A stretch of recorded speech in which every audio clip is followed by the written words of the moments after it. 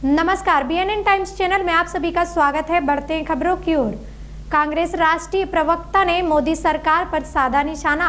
ऐसा कोई सगा नहीं जिसको भाजपा ने ठगा नहीं।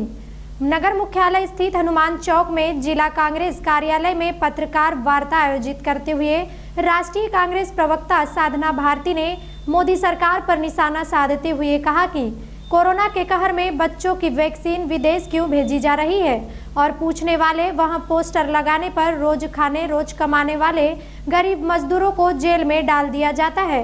प्रधान सेवक से प्रधान शोषक बन चुकी है मोदी सरकार। वहीं आगे कहा कि मोदी जी विदेश जाकर कहते हैं सब पंगा है, मगर गरीब भी यहां कह रही है कि मोदी जी भारत देश में महंगाई सबसे बड़ा पंगा है। पहले मोदी जी सत्ता में आने से पहले कहते थे बहुत हुई महंगाई की मार, अब की बार मोदी सरकार।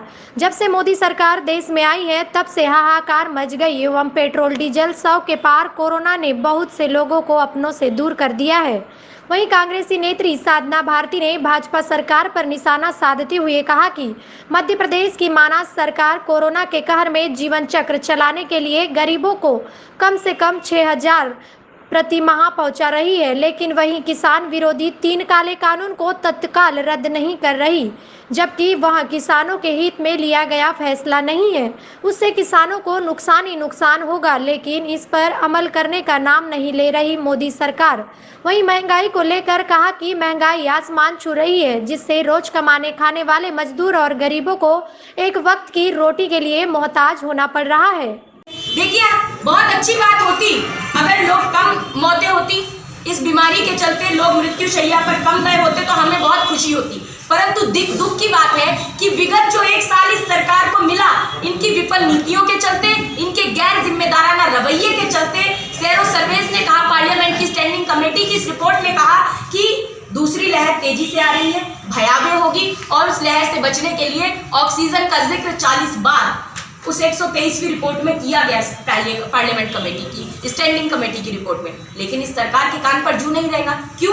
क्योंकि चुनाव आ रहे थे साहब। बंगाल में चुनाव थे, 5 राज्यों में चुनाव थे और भाजपा के लिए तो चुनाव बहुत जरूरी है। क्या मतलब, इनको कोई क्या लेना देना है कि अगर बेरोजगारी बढ़ रही है? क्या लेना देना है महंगाई की सीमा पार हो गई? क्या लेना देना है कोरोना से?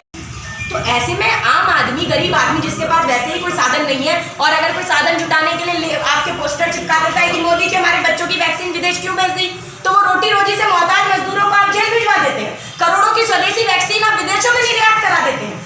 ऑक्सीजन आप जो 4500 मीट्रिक टन भेज रहे थे उसको 9300 मीट्रिक टन आपने भिजवाना शुरू कर दिया ऑक्सीजन को। और PSA यूनिट, ये गौरीशंकर बिसेन जी क्या है, मोदी जी के सरकार में पहले मंत्री रहे हैं यहाँ के, तो मोदी जी से बहुत कुछ इंस्पायर हुए, फेंकना तो सीख ही लिया है। ये सरकार, मुझे लगता है कहीं ना कहीं इस सरकार की कलई खुली है। और देखिए, सीधी बात है, मोदी राज में बहुत दुखी है जनता हिंदुस्तान की। डीजल महंगा, पेट्रोल महंगा, CNG महंगी, PNG महंगी ईंट मकान की, और मजदूरों की नहीं है चिंता नहीं किसान की। कंगालों में गिनती कर दी भारत देश महान की, लूट खसोट मचा रखी है सरकारी अनुदान की। पहले गाना चला करता था कि सखी सैया तो खूब ही कमाते हैं लेकिन महंगाई डाइन खाए जाते हैं। आजकल गाना बदल गया है। आजकल हो गया है कि प्रधानमंत्री मोदी जी बोल वचन तो खूब ही सुनाते हैं, बोल वचन तो खूब ही सुनाते हैं, लेकिन फिर भी महंगाई डाइन खाए जाता है। बोल वचन तो खूब ही सुनाते हैं, फिर भी वैक्सीनेशन की पूर्ति नहीं हो पाती। तो आखिर कारण क्या है? कारण यही है कि बोल वचन से सरकार नहीं चलाई जा सकती। सरकार चलानी है तो सबसे पहले तो अपना सेंट्रल विस्तार का प्रोजेक्ट बंद कीजिए, 13,000 करोड़ रुपए का मोदी महल बनाना बंद कीजिए दिल्ली में, और उस पैसे को कोरोना वैक्सीन के लिए लगाइए। क्योंकि जिन 8 वैक्सीन पर ये सरकार भरोसा कर रही है, उन 8 में से अभी 4 वैक्सीनेशन ट्रायल पर है। उत्पादन से वितरण तक 4 से 5 महीने का समय लगता है, ऐसा वैज्ञानिक कहते हैं।